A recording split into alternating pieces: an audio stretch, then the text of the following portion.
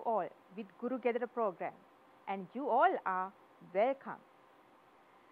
Today we are going to start another fabulous day with lesson 2 of the drama Twilight of a Crane. Let's start. Twilight of a Crane by Yu Zua Junji Kinoshita, lesson 2. Let's look back at the previous lesson, recapitulation. First we discuss about the playwright and we discuss about the drama and the background and the setting. After that we discuss the title, the characters and the themes. Finally, I gave you an assignment. Did you do the assignment? Hope you did. So we are going to start today's lesson. First we are going to discuss the stages in the drama. Introduction part, we find a blissful environment where Sue and Yo-Yo live peacefully. Example, they respect each other, deeply love each other. Sue's true purpose of weaving Senba Ori is discussed. Yo-Yo is misguided by two evil friends, Sodo and Unsu. Yo-Yo becomes greedy for money. Yo-Yo is deprived of Sue finally. In the concluding part, we find Sue turns into the crane and leaves Yo-Yo. He is totally devastated. Look at the diagram. Here you can see the 5 stages of the drama. The first stage is exposition or introduction. Then you find the conflict or the rising action. And on the top level, you find the climax. What is the climax? It is the highly excited point in the drama. Just after the climax, you find the stage which is called anticlimax. So that is the falling action, in other words. The final stage is the resolution or the concluding part. So let's find the events in each stage. In the exposition or introductory part, you find Sue and Yo-Yo lead a simple life and you find blissful environment with innocence and love. Then after that you find the conflict. What is the conflict here? Sodo and Unsu misguide Yo-Yo. As a result, Yo-Yo becomes interested in money more than his love. Blissful environment of Sue and Yo-Yo is shattered. Yo-Yo forces Sue to weave Senba Ori. Now we are going to the climax. There you find Yo-Yo is won over by Sodo and Unsu. So Sodo and Unsu represent corruption. So it means corruption wins over innocence and love. Yo-Yo breaks his promise and Sue's identity is revealed. You find in climax part, sometimes the secrets are revealed. Yes, just after the climax, you find anticlimax. So what do you find in this anticlimax period? Yes, Sodo and Unsu also find the crane identity of Sue. Sue weaves 2 Senba Ori for Yo-Yo. Then we come to the final part, the resolution. So you can find the final conclusion there. Sue understands that she can't live in corrupted human world. She decides to take her former identity. She leaves her husband and flies away. Now we are going to discuss the plot summary in brief. So, you know, the drama is based on a folk tale. So, you can see Yo-Yo is a poor, kind farmer who lives in a village in Japan. One day, he helps a crane who is shot. So, you can see a video clip that is a part of the folk tale. One winter day, when he was on his way home from collecting wood, he heard a strange sound. Curious, the young man went to see what it was. He found a beautiful crane caught in a trap. The young man felt sorry for the crane and released it from the trap. Yes, but in the drama, you know, the crane is shot. Okay? Yes. After some time, a pretty woman named Sue comes to meet him. She says that she wants to become his wife. They become husband and wife. They deeply love each other. In the picture, you can see how they live happily.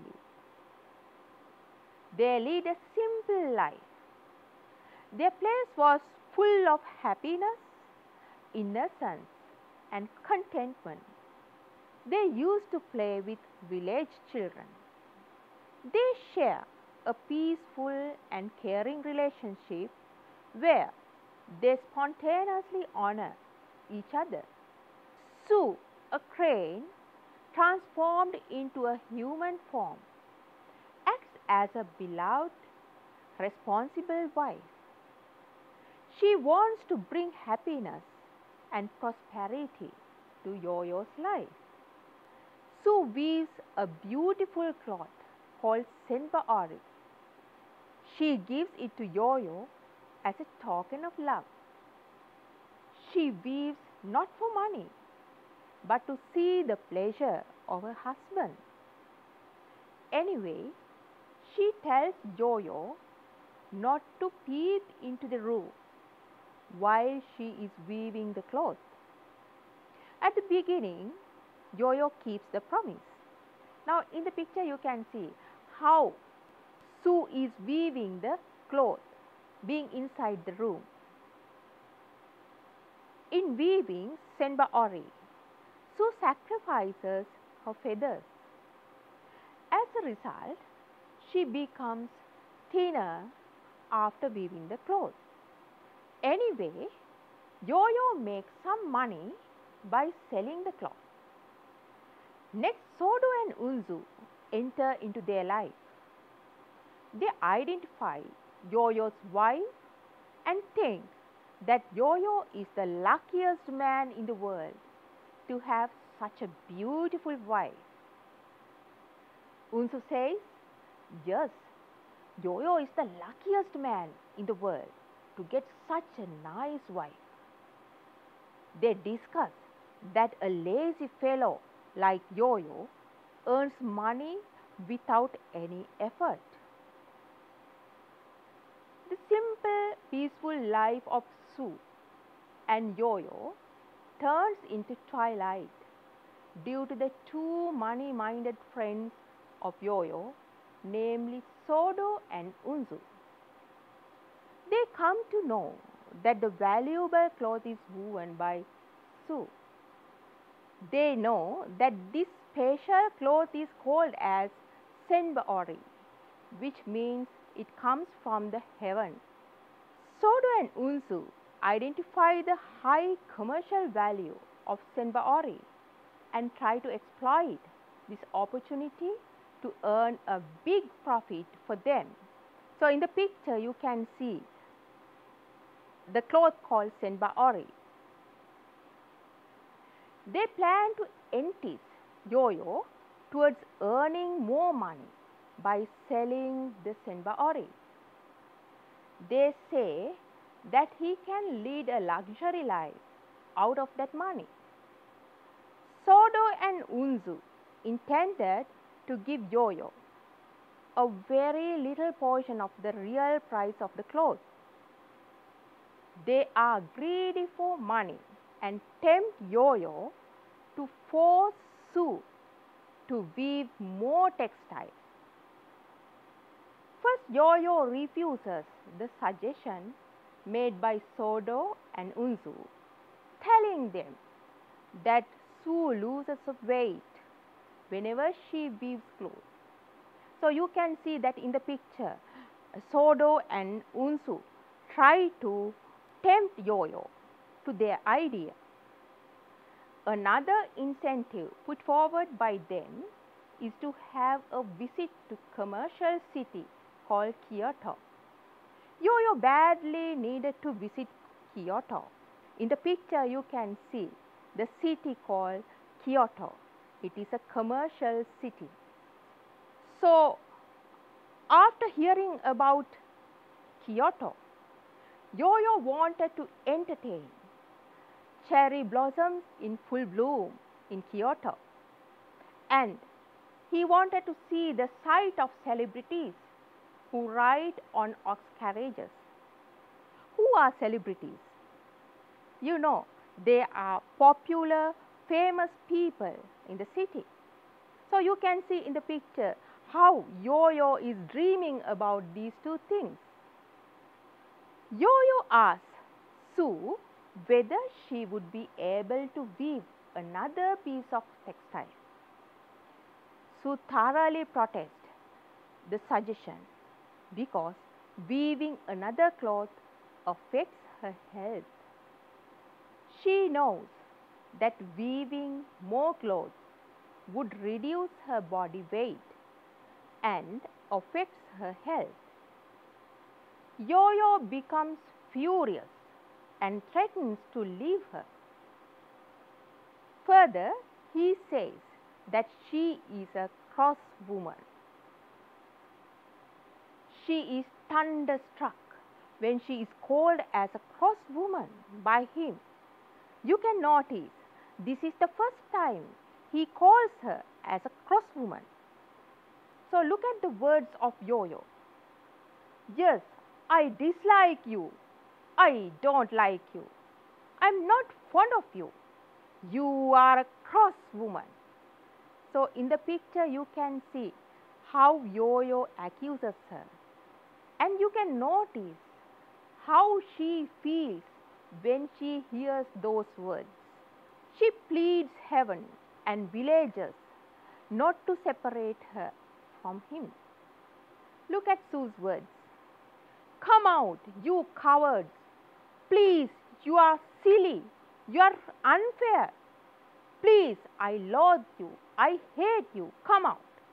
So first she was a bit angry. But later she gets frightened and says, I am sorry. I said I hate you. Okay? Yes. So what happens at the end? At the end, she decides to sacrifice almost all the feathers of her to fulfill her beloved husband's desire. In the picture you can see how she takes the form of the crane and weaves the cloth, being in the room. Sodo and Unsu force Yo-Yo to peep into the loom. Although he is not willing to break the promise, he is manipulated by Sodo and Unsu. Here you can see how Sodo and Unsu force Yo-Yo to peep into the room. While Sue is weaving, Sodo and Unsu rush to the weaving room despite the objections of their friend Yo-Yo. First, Sodo peeps into the room. You can see that in the picture how Sodo peeps into the room secretly. What does he see? Can he see Sue there? No, there's a crane. The crane is weaving the cloth. So look at his words. Look, Unsu, a crane. There's a crane. A crane's weaving on the loom. Yo-Yo gets excited hearing this and breaks his promise and peeps into the room. Then he finds that there is a crane and it has been weaving the textile by using its own feathers. So this is something that he did not expect. So look at Yo-Yo's words. I'll take a short look. May I, Sue? At last he peeps through a crevice in the door to the next room. Oh heavens, there's only a crane. He was excited. In the picture you can see how he peeps into the room and he sees a crane, not Sue. Let's go to the video clip and you can see how Yo-Yo breaks his promise.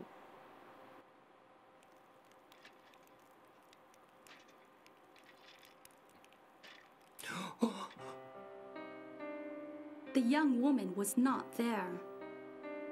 It was a crane weaving its own feathers into cloth. A crane?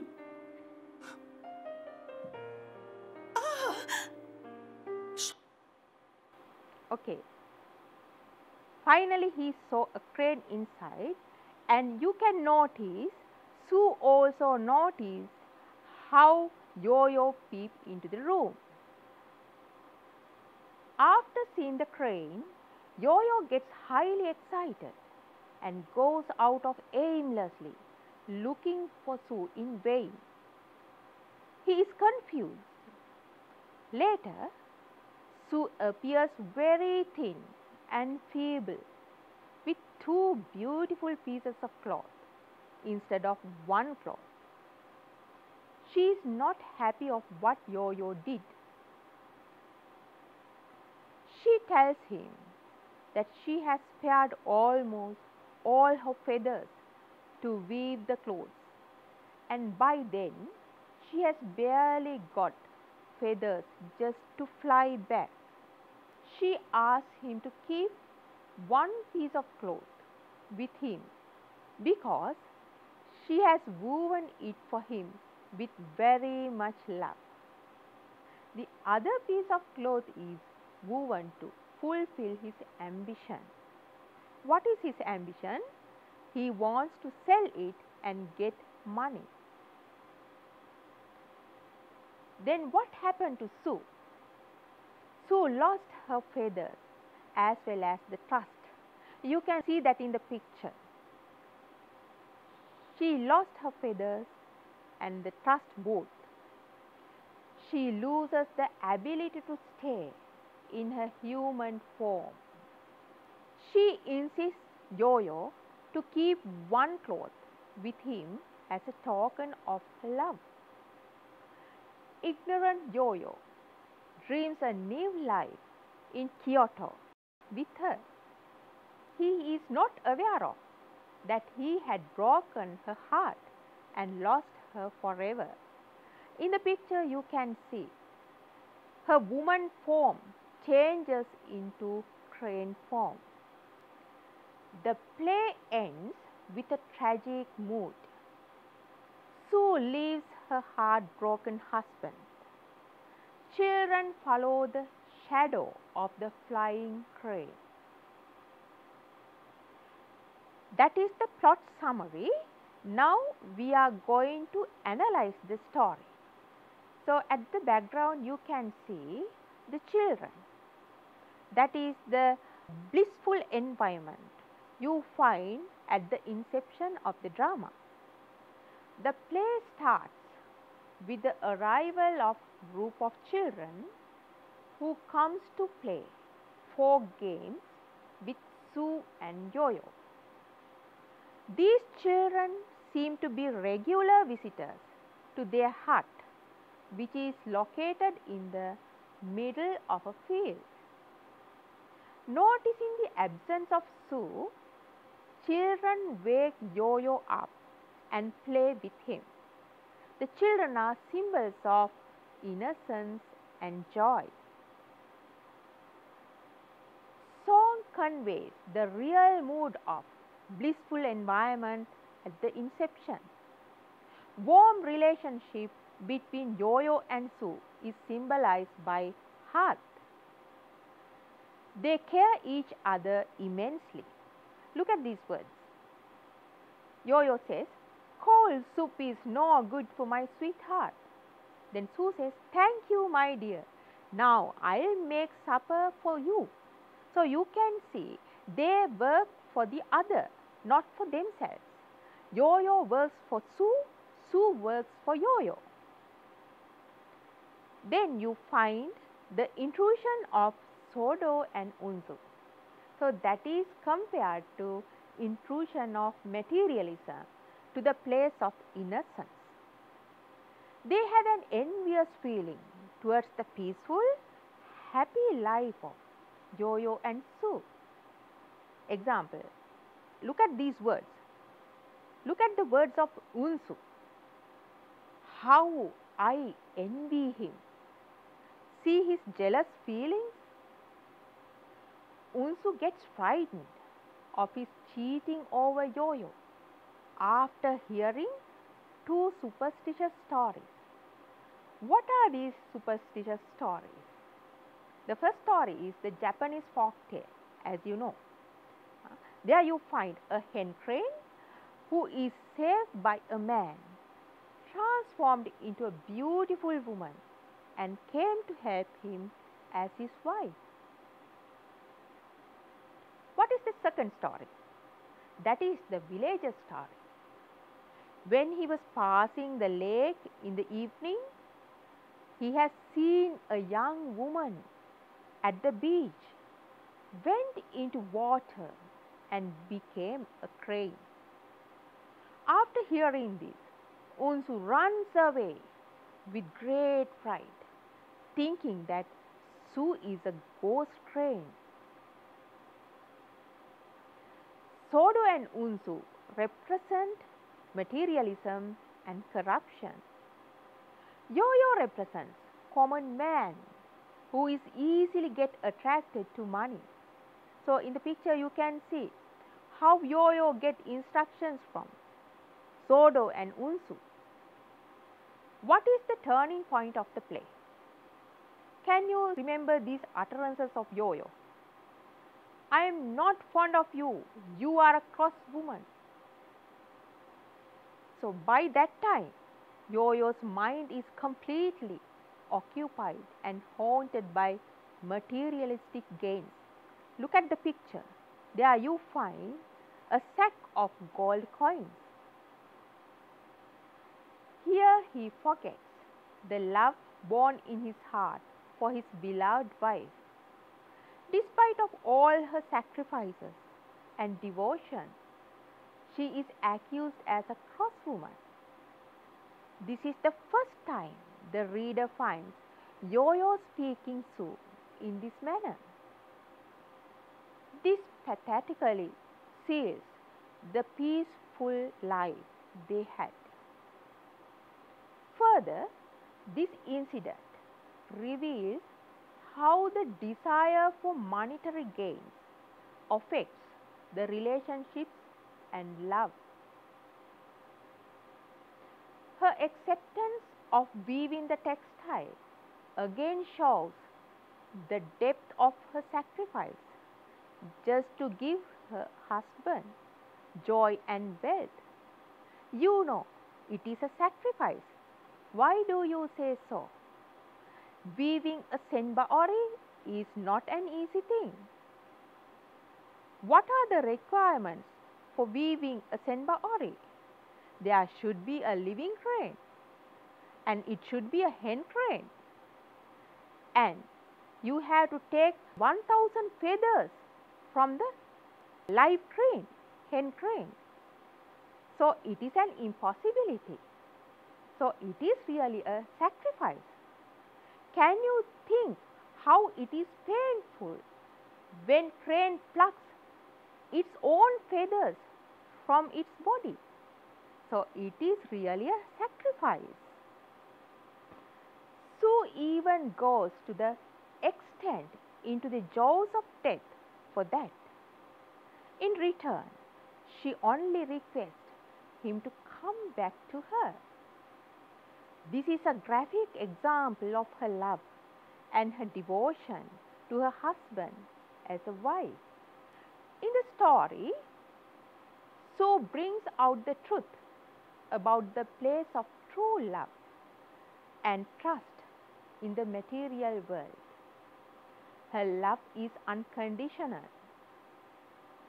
Yo-Yo dreams to enjoy mere materialistic pleasures in a distant city where Sue doesn't like to go. Yo-Yo's dream shows how people do not value their present life and run after a future they had never seen.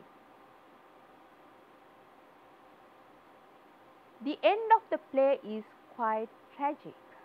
What do you find at the end of the play? First, you find loving family drifts apart. Then you find Sue forever leaves Yo-Yo. At the end, Sue turns into her crane form and mingles with nature. It suggests that true love, only found in nature, unconditionally and selflessly, sacrifices for others' well-being. The drama critically explores the role of money. What is it? Money poisons the mind of human to be inhuman. According to the plot, Sue is an ideal wife that every man can expect in their lives. However, a desire of leading a simple life with Yo-Yo is disturbed by Sodo and Unzu, who crave for money. As a character of that pure spirit, her leaving is quite hurtful to the reader as well as to Yo-Yo. Her symbolic departure shows how materialism can affect the true love and happiness negatively. However, the message she leaves to the world is the most important thing. Yes, what is this message? It is about true love. We find true love is only found in nature according to the drama. And true love is always in the giving rather than in the taking. And true love has no place in material world which is corrupted. True love is unconditional. Again, message relating to post-war Japan. What is this message?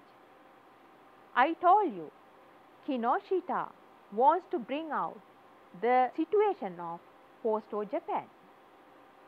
This is the situation of Japanese society aftermath of the Second World War. The life of Japanese people became unsatisfactory and unhappy because they were in a chase after materialism. Do you know, once the highest suicide rate was found in Japan. It happened due to this unhappiness. And in the drama, we find two stories. Here, two stories means the surface story and the underlying story. In the surface story, we find the usual folk tale. But what is the underlying story? Kinoshita wants to bring out adverse effects of capitalism. So, it was the situation of Japanese society aftermath of Second World War. The same message is applicable to the whole world, including Sri Lanka. People forget their family bonds in the rat race of earning money.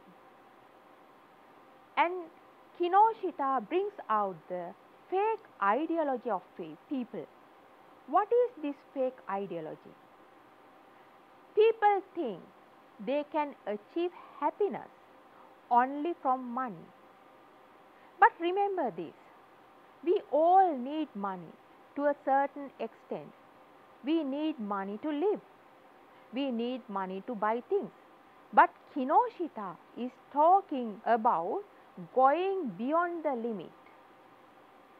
It's too late when Yo-Yo understands his mistake. Although Sue tells him to keep one with him, he does not have any idea to sell them. He knows money does not bring him happiness. So, he tightly keeps them to him. Let us discuss the message given to the younger generation. First one, in the last scene, all the children follow the shadow of the crooked crane. What does it indicate? Did you notice? The children are not attentive of Yo-Yo or Sodo or Unsu.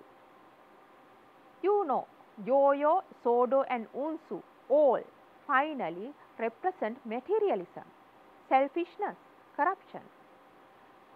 So, children don't look at them.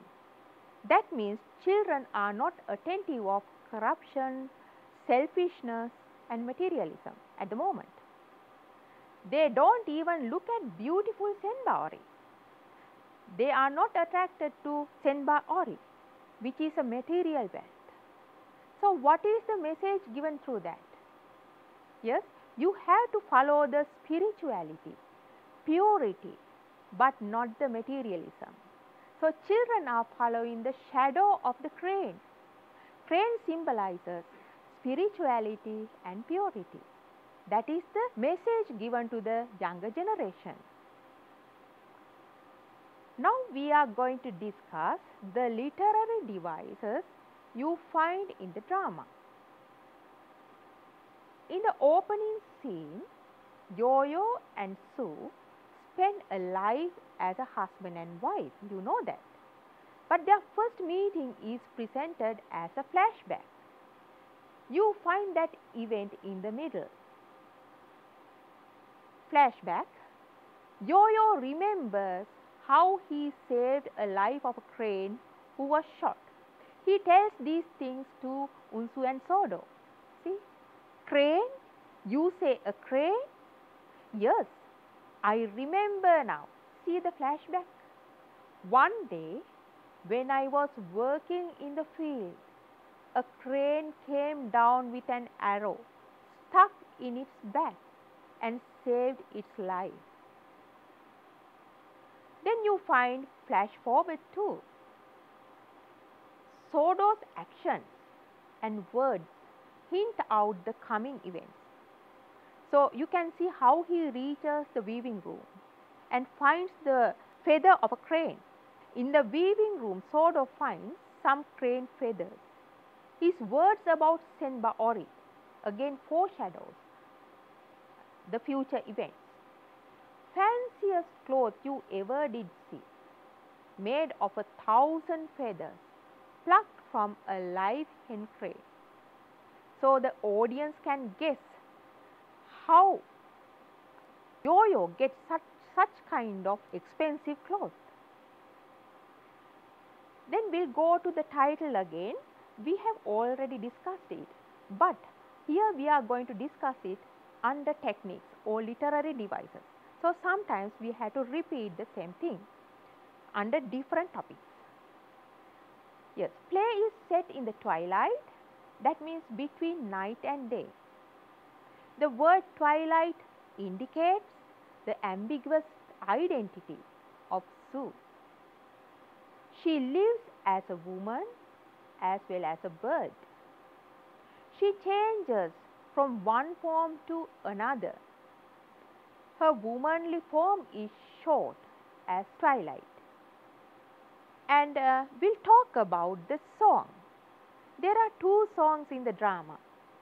Yes, song creates the real mood of blissful environment at the inception. You find the song about sewing a cushion for grandpa and grandma.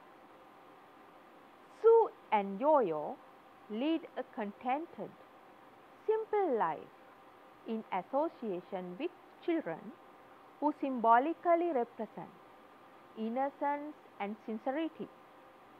Their marriage is depicted as a union between man and nature.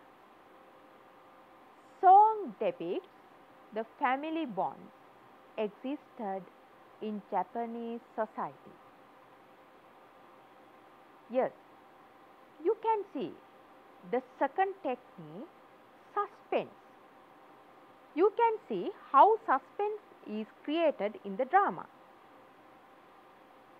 Both audience, characters in the drama are kept in suspense. So, as the first one, we can bring out the identity of Sue. Who is this woman? In Unsu's own words, he says, Sue appeared like a wind. So, you know, her whereabouts is not known. And you can notice, Sodo and Unsu think how a lazy fellow coining money without lifting a finger.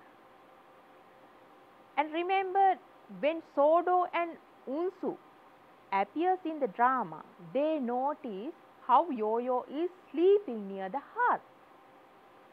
But you know, it is winter season. As a farmer, Yo-Yo can't go outside and he can't engage in farming as it is the winter season. But Sodo and Unsu are jealous of Yo-Yo, thinking that he is a lazy person. In the eyes of Sodo and Unsu, Yo-Yo is a lazy person. They have a curiosity to know how he earns money without doing any work. The next one is, Sue never lets anyone see her weaving the cloth. So there should be a secret. We also feel, why doesn't she show others her weaving, even to her husband?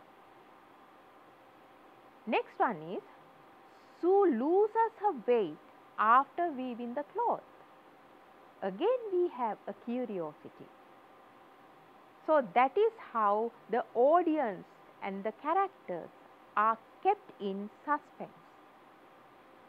There are some clues which depict that Sue is an extraordinary one here. You know, this can't be a realistic story. But Kinoshita wants to bring out his message using this folk tale. Look at Sodo's words. Yesterday, a villager told me that a couple of days ago, when he happened to pass by the lake in mountain in the evening, he saw a young woman standing on the beach. And can you imagine, while he was spying on her, she went into the water and became a crane. This is the second superstitious story. Sodo and Unsu are suspicious of the behavior of Sue. Can you remember the first time they met Sue? They noticed, they observed the behavior of Sue. They say, Sue behaved like a bird. Look at their words. Yes, she didn't realize what we were saying. She acted just like a bird. Then Unsu says, you are right, just like a bird. Sodo and Unsu suspect why Sue does not allow anyone to enter the weaving room when she is weaving the cloth. First, Unsu and Sodo peep in. Then, they force Yo-Yo to peep in. So, in the first picture, you can see how Sodo and Unsu peep into the room and they see how a crane weaves a cloth. In the second picture, you can see how Yo-Yo peeps into the room. And look at his words. What a crane! In this room, I want to see. Next literary device is irony. Throughout the whole story, we find dramatic irony. Sue weaves a beautiful, expensive textile with the hope of making her husband happy and prosperous. But finally, what happens? She uses her own feathers to weave this cloth, but the very cloth destroys his love. He became a money-minded person and valued it more than love of Sue. The second point is, humanity is seen in non-human creatures, but not in humans. As a crane, you find you can humanity in this creature. But who are the humans here? Sodo, Unsu and Yo-Yo. Can you see the humanity in these humans? No, that is ironical. Then the song. Here we go walking around, a bird in the cage. This is the second song you find in the drama. Here you can see when they play the game, Sue is in the middle. Look at the picture. Children are going around her. So what does it mean? What does it represent? Sue is in a trap of materialism and corruption.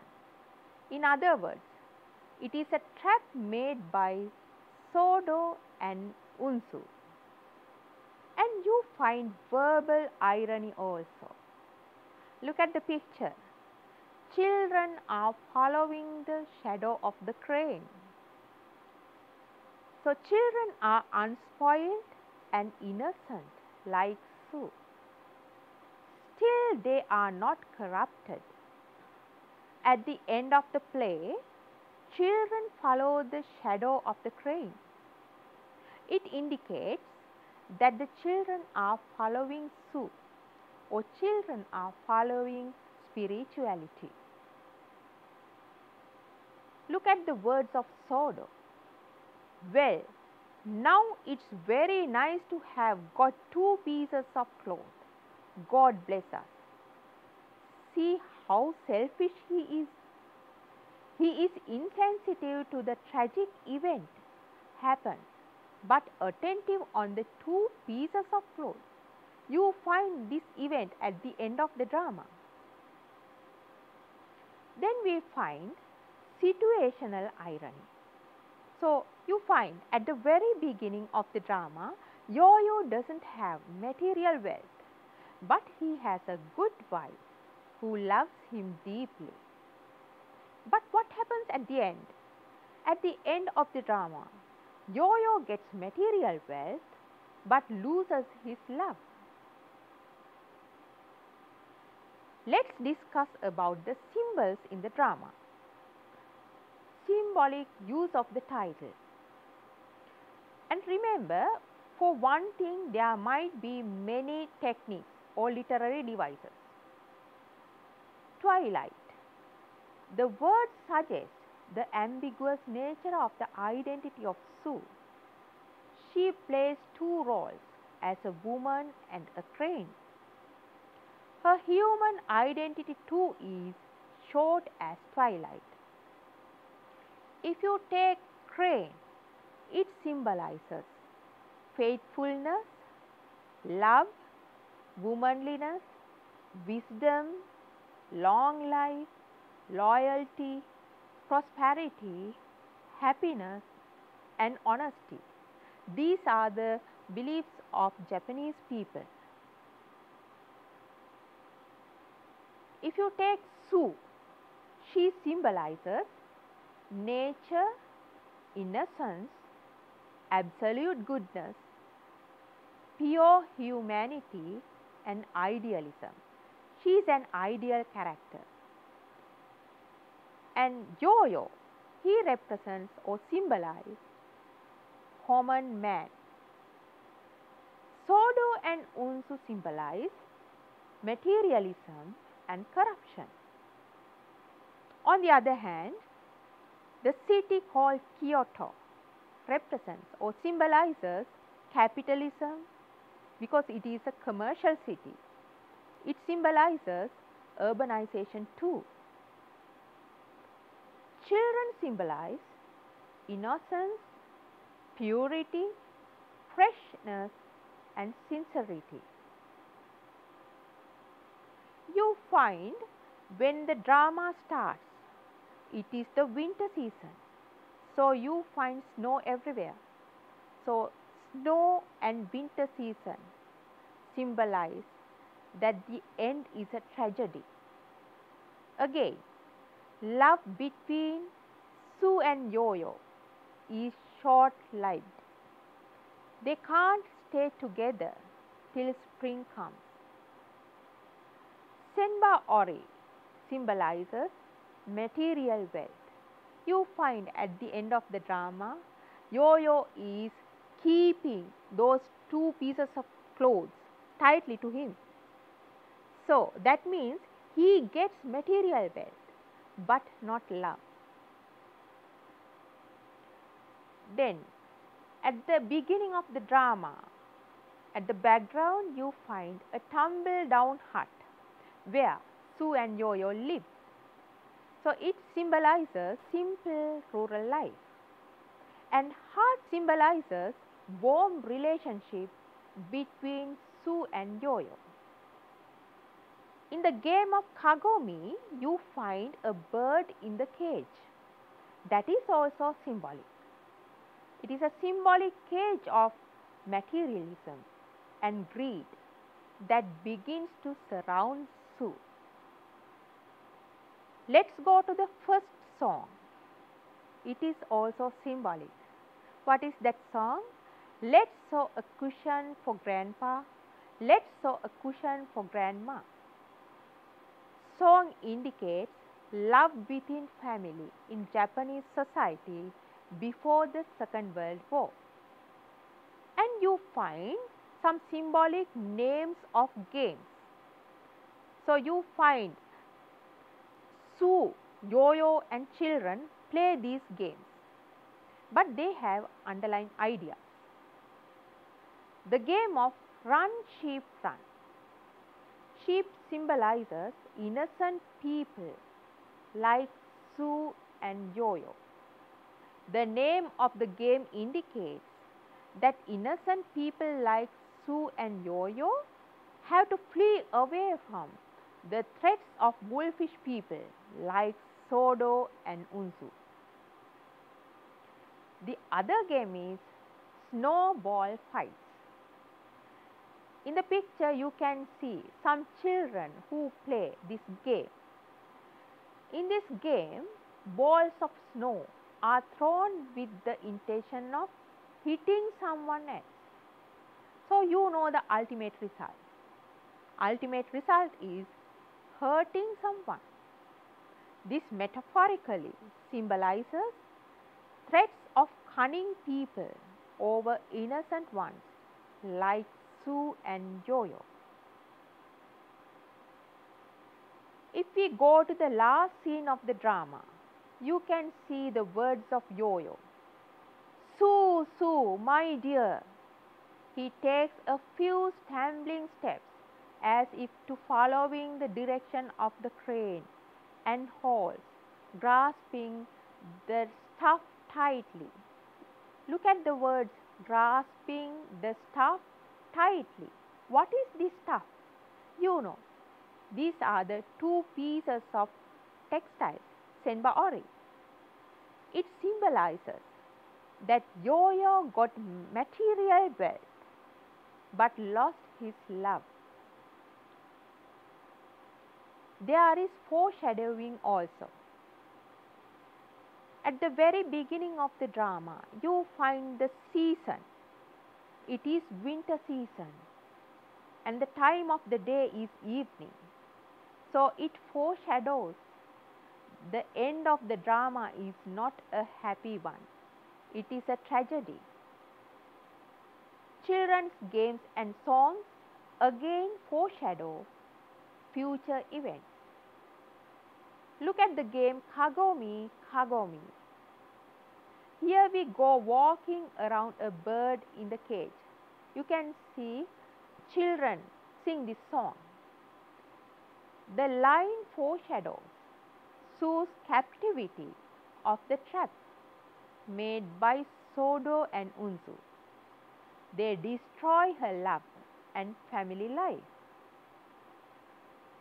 The game Kagomi Kagomi, again we are going to discuss it. It symbolizes Sue's changing relationship with Yo-Yo. You know, children are going around her, changing the places. Here we go around a bird in a cage. Look at that line. So it foreshadows Sue is trapped or she will be trapped.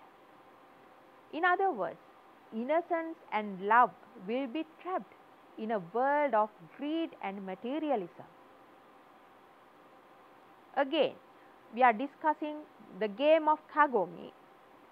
So children say, now while they are playing the game, they ask from Sue, who is standing behind you? So again this foreshadows that Sodo and Unsu are planning to put a trap, being standing behind her. That is their conspiracy. We can take the game Kagomi as a metaphor too. Sue is blindfolded and stands in the middle of a circle made by the children. So she can't see anyone. Children are going around her. The circle is interpreted as a cage here. So the children sing, here we go round a bird in a cage. So ironically, Sue is really a bird. And you can notice in the game, Sue is blindfolded. She can't see anyone. So what does it mean? Sue couldn't identify the nature of Yo-Yo as she was blind of love. She is blindfolded in this love. Again, who is standing behind you? Indicates Yo-Yo stands behind her in her life, but she is unaware of his character. Let's go to the video clip. You can enjoy the game Kagomi apart. You can see Sue stands in the middle and children go around her.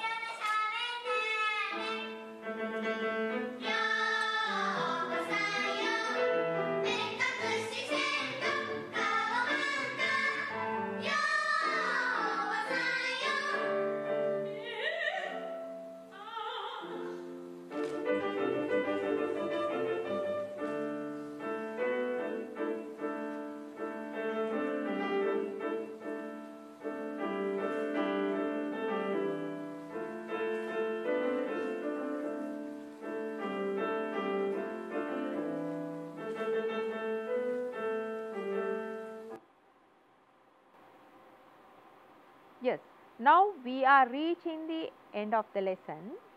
Let's discuss the summary. First, we talked about the stages in the drama. Can you remember the 5 stages? Exposition, conflict, climax, then anticlimax, resolution. Then we discussed the plot summary. After that, we analyze the plot finally, we discuss the literary devices we find in the drama. And I would like to give you an assignment this time too. Read the drama and find contextual meanings of given words or phrases. Remember, contextual meanings. So, what are these words or phrases? Bit touched, appeared like a wind, without lifting a finger over, foolishly honest, low fellow, fireside, coining money, fever thing, wretched thief, bewitched crane, and there are some other words and phrases. A bit sharper about money, coax, spying, tender-heartedness, a tumble-down heart, crookedly, buckwheat cake, shivering covered, I'll tag you, snow blanketed. So, I purposely didn't mention the page numbers because you have to go through all the drama to find these words and phrases. Yes. So, it helps you to read the whole drama. That's all for today. I think you have enjoyed the lesson. We are going to meet you again with another lesson, lesson 3. Don't forget to do the assignment. Goodbye. Have a nice day.